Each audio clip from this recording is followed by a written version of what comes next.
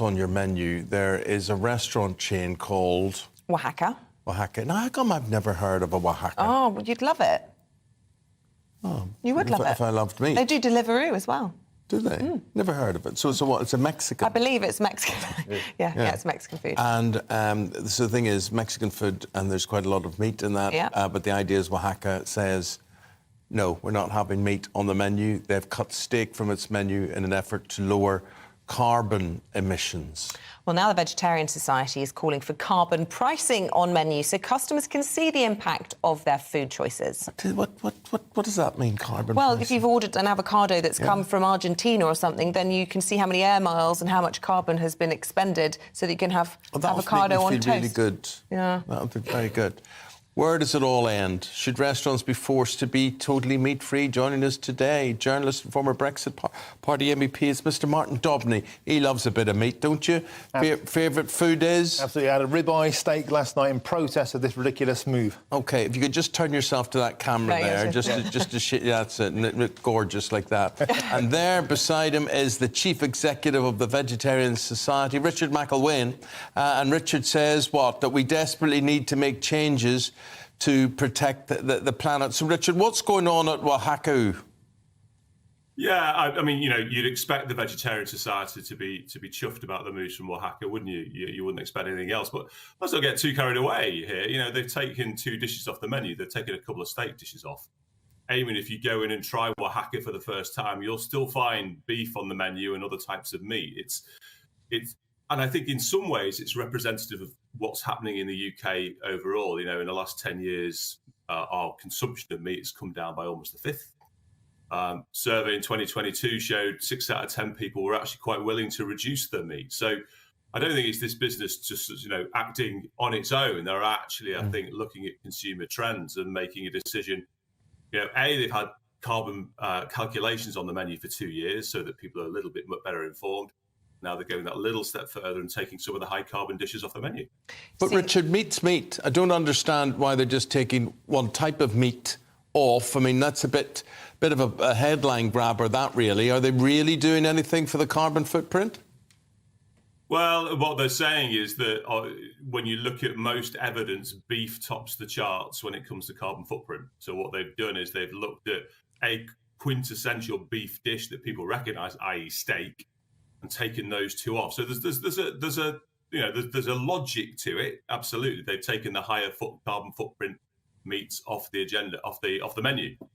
Well, Martin, as a meat lover, this is not something you're impressed by.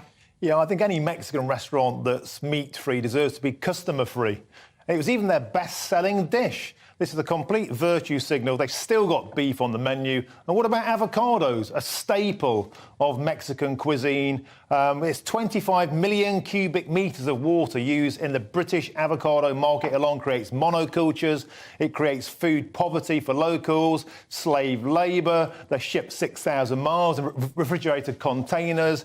That in itself has a huge carbon footprint. This isn't about cutting back carbon footprint. It's about nudging us into becoming miserable vegans like Jeremy Corbyn. But we can all agree one Jeremy Corbyn is quite enough. When I go to a menu, when I go to a restaurant, I don't want guilt to be on the menu. I don't want to think, oh, if I choose beef, I'm helping children to burn in the Middle East. It's a guilt trip. It's trying to change how we eat. We should have freedom of choice. And I just don't like being told how to think by the World Economic Forum, the World Health Organization, governments. We're being nudged in towards being vegans. We should have freedom of choice. Richard? I can't believe the great British public are so faint-hearted that they couldn't cope with having a little bit of extra information on a menu. You know, that we have calorie information on there because we've got an obesity crisis in this country. We've now got some carbon information on some menus, which helps people make informed decisions. And just on the avocado front, I mean, it's right, you know, they are shipped in, but the carbon footprint is substantially less than any meat dish. And furthermore, Oaxaca have taken the decision actually to move away from avocado and their guacamole and use fava beans. So, you know, they're not virtue signaling. They're actually trying their best to make informed, sustainable choices. No, but you're now saying we should be taxed. We should be taxed more for eating meat. Why? You know, we pay tax on everything we buy. It's a punitive tax. What we should be doing, instead of importing stuff from halfway around the world, we should be encouraging British farmers, encourage the British meat industry, eat locally, eat seasonally, rather than being a global industry where we're importing avocados. Why not support British industry? Stop worrying about being puritanical about our food choices and instead support domestic produce. I don't think I'm puritanical. And actually, I couldn't agree more. You know, I'm always at pains to say we're an incredibly pro-farming organisation. You know, arable farming and horticulture are a mainstay of our farming community. And actually, there are some studies that suggest if we stopped feeding half of the grain and the vegetables and the fodder crops that we feed to animals, half of which are fed to animals, and fed them to ourselves, we could have much better UK food security in this country and actually reduce our reliance on imports, as you say. Richard, it is interesting that it seems to be the food sector where this kind of focus seems to be directed. I mean, we could easily start to try and tot up our carbon footprint in every different walk of life, whether we're going to work or, you know, wherever we're in a shopping centre, whatever it may be. We'll be doing that too. But why is it when we're in a restaurant that we get bombarded with this? Well, because the two greatest ways that we will limit the worst impacts of climate change are through energy, so getting ourselves off fossil fuel, and land use. And predominant impacts associated with land use are from agriculture. And so that's why you'll find people go on about fossil fuels and they'll go on about land use and agriculture increasingly now as the two areas where we can make the most substantial difference. You see, but that difference, when you look at the UK and the tiny size of our cattle farms and whatever, then you look at the USA, oh my word, they cover states, the way they intensively farm cattle. Argentina, exactly the same. I just put it to you, are we not picking on the wrong subjects here? Are we not penalising British farming once again when we should be penalising these massive farms worldwide? Absolutely, we should be penalising those massive farms worldwide, but it doesn't mean that we as a country can't show leadership. You know, if we are Great Britain, we led the Industrial Revolution. In many ways, we could lead a green revolution if we're only brave enough to take it and show the world what needs to be done. Yeah, you know, let's not forget that it's not like these huge mega farms and ranches in the States and South America aren't under pressure to change. They are. There are lots of policymakers, governments, pressure groups, all focused on those as well. But it's not an excuse because somebody else isn't doing something to not take action ourselves here at home. Yeah, but that's always the answer, isn't it? It's punishment, it's taxation. And the people who make these policies in central government and tell us how to live, tell us how to eat, they cycle, they're vegetarians, they're out of step with ordinary people. And we're made to pay carbon taxes on menus, won't encourage people, it'll have the opposite effect. It'll make us feel we're being punished. It's all, you're a vegetarian, offer us more carrot and less stick. But there is a climate emergency, Martin.